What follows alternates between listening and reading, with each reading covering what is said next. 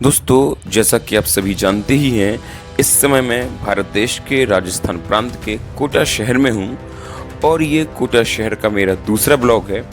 दोस्तों, हम इस समय ई रिक्शा से जा रहे हैं और हम कहाँ जा रहे हैं ये तो आप जान ही जाएंगे भी। दोस्तों, इस समय मैं गढ़ पैलेस जा रहा हूँ, है ना। तो गढ़ पैलेस का क्या इतिहास है, ये सब कुछ आपको आज के ब्लॉग में मालूम चल ही जाएगा। दोस्तों, तो कोटा शहर में एक बार पुनः आप सभी लोगों का हमारे चैनल पर्यटन ब्लॉग विद अरविंद राजपूत में स्वागत है। दोस्तों, तो हम यात्रा करते रहेंगे और जब तक गढ़ पैलेस पहुंच नहीं जाएंगे तब तक हम उसका इतिहास जानने की कोशिश करेंगे। दोस्तों, कोटा दुर्ग जो है वो चौहानों के प्रमुख दुर्गों में से एक है। ये चंबल नदी के तट पर बना है तथा गढ़ पैलेस के नाम से विख्यात है। जी हाँ दोस्तों, जैसा कि मैंने आपको शुरू में बताया कि ये गढ़ पैलेस के नाम से विख्यात है। दोस्तों, कोटा दुर्ग के निर्माण के समय चंबल नदी की लहरें दुर्ग के परकोटे तक आती थीं, किंतु दुर्ग निर्माण के बहुत समय बाद जब कोटा बैराज का निर्माण हुआ तब चंबल नदी और कोटा दुर्ग के बीच की कुछ दूरी हो गई, वहां अब सड़क बनी हुई है। दोस्तों, तो ये देखिए, हम ये कोटा दुर्ग यानी कि गढ़ पैलेस आ चुके हैं। ये बाहर का नज़ारा है, ये आप देख पा रहे होंगे कि यहाँ पर तोपें आपको नज़र आ रही होंगी, इस पे लिखा हुआ है, आप उन्हें पढ़ भी सकते हैं। दोस्तों, अगर हम इसकी स्थापना की बात करें तो कोटा दुर्ग की स्थापना बूंदी राज्य के राव देवा के पुत्र जैत सिंह ने कोटिया भील पर विजय प्राप्त करने के बाद गुलाब महल के रूप में की। गुलाब महल अब कोटा गढ़ का हिस्सा है। दोस्तों, ये देखिए, हमने यहाँ से टिकट लिए। तो ये टिकट दोस्तों 200 रुपये का है ना, एक व्यक्ति का। इसमें आप म्यूजियम भी देख सकते हैं, बड़ा महल है, बारहदरी है ना, और भी जो इस गढ़ पैलेस का जो भी और भी कुछ नज़ारा है वो सब कुछ आप इस 200 रुपये के टिकट में देख सकते हैं। देखिए दोस्तों, अगर हम कोटा दुर्ग की श्रेणी की बात करें तो ये एक स्थल दुर्ग है जिसमें राज परिवार तथा उससे संबद्ध परिवारों के रहने एवं रियासती शासन व्यवस्था को चलाने के लिए महलों एवं कार्यालयों का निर्माण किया गया था। ये भारतीय एवं मुगल शैली के मिश्रण से बना हुआ है। दोस्तों, ये देखिए धौसा, आप यहाँ पर देख पा रहे होंगे, है ना। ये देखिए, ये आगे बढ़ते हैं, ये देखें,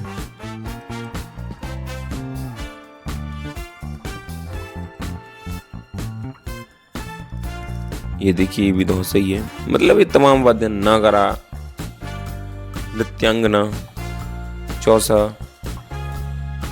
ये देखिए। तो ये हम आपको प्रांगण दिखा रहे हैं, ये प्रांगण है इसका। और दोस्तों, अगर हम दुर्ग की सुरक्षा व्यवस्था के बारे में बात करें तो कोटा का गढ़ पैलेस विशाल परकोटे से घिरा हुआ है।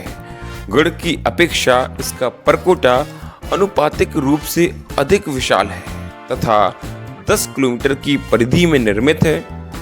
कर्नल टॉड ने लिखा है कि आगरा के किले को छोड़कर किसी भी किले का परकोटा इतना बड़ा नहीं है जितना कि कोटागढ़ का है।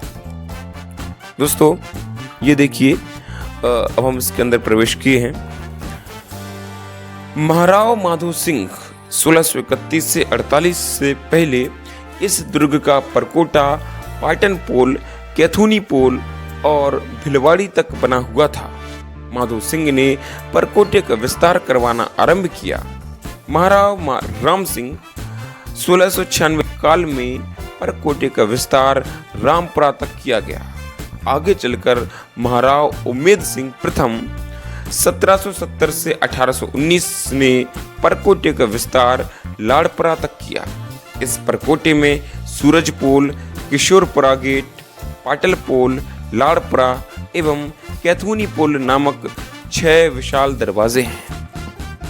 दोस्तों, अगर हम दुर्ग के स्थापत्य की बात करें तो कोटा दुर्ग का विशाल परकोटा तथा ऊंचा दरवाजा मुगल स्थापत्य से प्रभावित जान पड़ता है।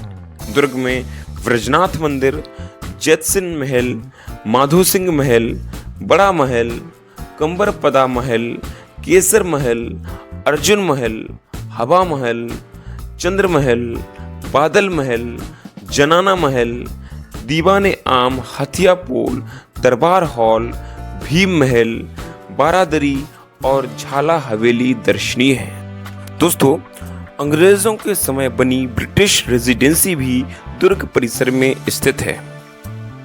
महाराव उम्मेद सिंह द्वितीय 1889 से 1940 के समय में गढ़ पैलेस के महलों का पुनर्निर्माण हुआ।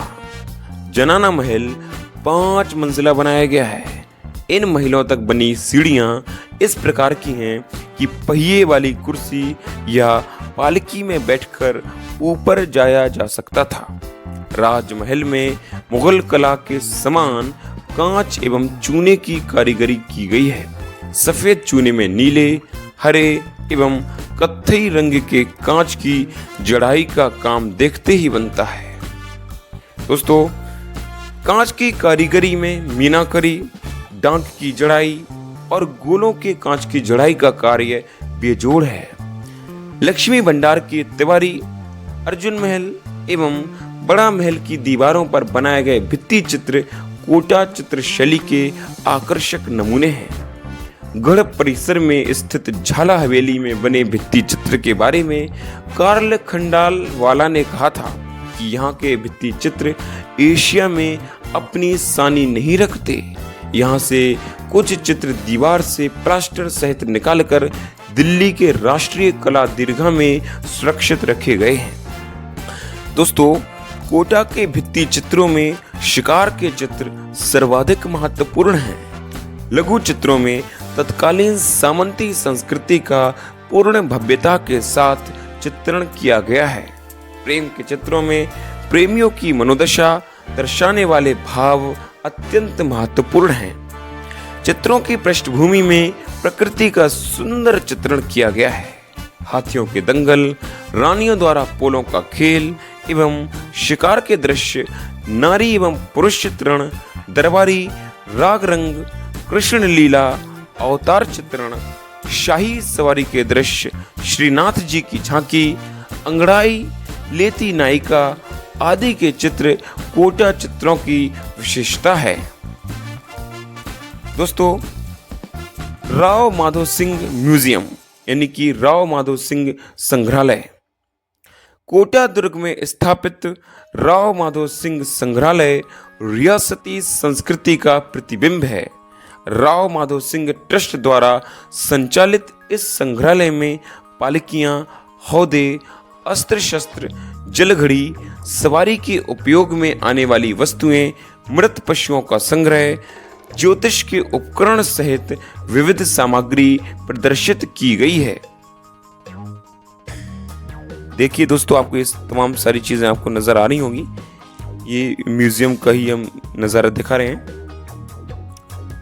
दोस्तों, प्राच्य विद्या प्रतिष्ठान कोटा दुर्ग के अंदर प्राच्य विद्या प्रतिष्ठान की कोटा शाखा स्थित है। इस शाखा का कार्य कोटा राज्य के सरस्वती पुस्तकालय तथा झालावाड़ राज्य के पुस्तकालयों से पांडुलिपियों के स्थानांतरण से आरंभ हुआ।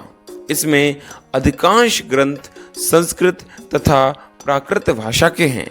ये संग्रह पुराण साहित्य के संग्रह के लिए प्रसिद्ध है। दोस्तों, कोटा में वल्लभ संप्रदाय के मथुरेश जी का स्थान होने से इस संग्रह में स्रोत साहित्य तथा वल्लभ मत का अनुभाष्य विपुल मात्रा में उपलब्ध है। सांद्र कुतूहल नाटक, कीर्ति कौमुदी, नृसिंह चंपू आदि संस्कृत रचनाएं भी अत्यंत महत्वपूर्ण हैं। दोस्तों, ये आप देख पा रहे होंगे, संग्रहालय के अंदर है तमाम सारी चीजें। दोस्तों, हवा महल गढ़ पैलेस के प्रमुख जो प्रवेश द्वार के निकट हवा महल बना हुआ है। इसका उद्घाटन समारोह ईस्वी 1864 में महाराव राम सिंह द्वितीय द्वारा करवाया गया था। अतः अनुमान होता है कि ये भवन महाराव राम सिंह द्वितीय 1827 से 1865 की अवधि में बना। ये भवन हिंदू स्थापत्य कला का अच्छा उदाहरण है। दोस्तों, ये जयपुर के हवा महल जितना सुंदर तो नहीं है, किंतु निर्माण में उससे साम्य रखता है। दोस्तों, इसमें 2 और 3 कमरों के आगे और पीछे खुले बरामदे, दीर्घा, छज्जे युक्त झरोखे, स्वर्ण कलश युक्त छतरियां, बारीक खुदाई के काम वाले गवाक्ष यानी बालकनी तथा ऊपर चढ़ने के लिए घुमावदार सीढ़ियां बनी हुई हैं। आज से 125 वर्ष पूर्व महल के किवाड़ों पर किया गया चित्रांकन आज भी बहुत सुंदर दिखाई देता है। स्वतंत्रता प्राप्ति के बाद ईस्वी 1951 में हवा महल में पुरातत्व संग्रहालय आरंभ किया गया था। ईस्वी 1995 में ये संग्रहालय ब्रजविलास भवन में स्थानांतरित किया गया। दोस्तों, कोटा दुर्ग के भित्ति चित्र। कोटा दुर्ग स्थित लक्ष्मी भंडार की भित्तियों पर बने आलों में चतुर्भुज विष्णु एवं अवतारों का चित्रण प्राप्त हुआ है। जल प्लावन के समय का मत्स्यावतार चित्र बहुत सुंदर बनाया गया है। जल के भीतर का भाग मछली के आकार में तथा ऊपर का भाग चतुर्भुज विष्णु रूप में अंकित किया गया है। दोस्तों, ये नज़ारा देखिए कितना सुंदर लग रहा है। ये देखिए, यहाँ से हम बाहर का नज़ारा दिखा रहे हैं। दोस्तों, नील वर्ण में चित्रित विष्णु सृष्टि के रक्षण में संलग्न हैं। वराह अवतार में वराह का एक पैर पीछे तथा एक पैर आगे की ओर उठा हुआ है। ये देखिए बारहदरी। दोस्तों, नील वर्ण की इस मूर्ति में वराह के चारों हाथों में आयुध हैं। नरसिंह अवतार में भगवान आधे सिंह एवं आधे नर रूप में हिरण्याकश्यप का वध कर रहे हैं। पीत वस्त्रधारी भगवान सिंहासन पर विराजमान हैं, जबकि हिरण्याकश्यप हरे रंग का बनाया गया है। बड़े महल के ऊपर के कक्ष में शेष शैया पर शयन मुद्रा में विष्णु चित्रित हैं। दोस्तों, लक्ष्मी जी भगवान के चरण चाप रही हैं तथा गरुण नमस्कार की मुद्रा में हैं। दूसरे पैनल में भगवान गरुड़ पर सवार होकर आकाश में गमन कर रहे हैं। इस चित्र में विष्णु श्याम वर्ण में तथा गरुड़ नीले रंग में चित्रित हैं। राजमहल की भित्तियों के आलों में बने एक चित्र में 4 भुजाधारी विष्णु के समक्ष शिव और ब्रह्मा को हाथ जोड़े हुए दर्शाया गया है। दोस्तों, ये चंबल रिवर फ्रंट है। ये रात में बहुत ही ज़्यादा सुंदर लगता है। इसका टिकट तकरीबन 200 से 250 रुपया है और इसकी सुंदरता को आप निहार सकते हैं। दोस्तों, अभी फ़िलहाल दोपहर का समय है तो हम आपको वो नहीं दिखा पा रहे। ये देखिए बड़ा महल आपको नज़र आ रहा होगा जिसके बारे में हम चर्चा कर रहे हैं। दोस्तों, एक दूसरे चित्र में 4 भुजाधारी विष्णु धरती पर खड़े हैं। एक अन्य चित्र में विष्णु दत्तात्रेय रूप में चित्रित हैं। एक चित्र समुद्र मंथन की पौराणिक कथा पर आधारित है, जिसमें एक ओर शिव और ब्रह्मा तथा दूसरी ओर 2 राक्षसों को चित्रित किया गया है। नीले समुद्र में भगवान कच्छप का रूप धारण किए हुए हैं, जिनकी पीठ पर समुद्र मंथन हो रहा है। इस चित्र के निकट ही नरसिंह तथा वराह अवतारों के और चित्र बने हुए हैं।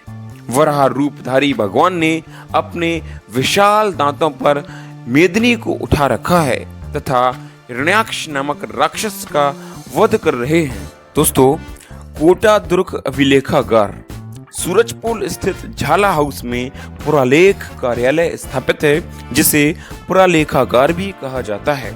रियासतकालीन तिमंजिले भवन में कोटा राज्य का 300 वर्ष पुराना रिकॉर्ड उपलब्ध है। यहाँ उपलब्ध रिकॉर्ड में तत्कालीन प्रशासनिक, सामाजिक, धार्मिक, राजनीतिक, राजस्व, सिंचाई, लगान, शिक्षा, चिकित्सा, रेलवे, सरहद विवाद, भूप्रबंध, पुलिस, विद्युत, लोक निर्माण संबंधित महत्वपूर्ण रिकॉर्ड उपलब्ध हैं। दोस्तों, तो ये था हमारा आज का ब्लॉग। आशा करता हूँ आपको पसंद आया होगा। अगर पसंद आया तो आप इसे लाइक कीजिए, शेयर कीजिए, ताकि और भी लोग यहाँ पर आ सकें, और कमेंट करके बताइए कि आपको कैसा लगा। ठीक है दोस्तों, मिलते हैं आपसे अगले ब्लॉग में। तब तक के लिए बहुत बहुत धन्यवाद।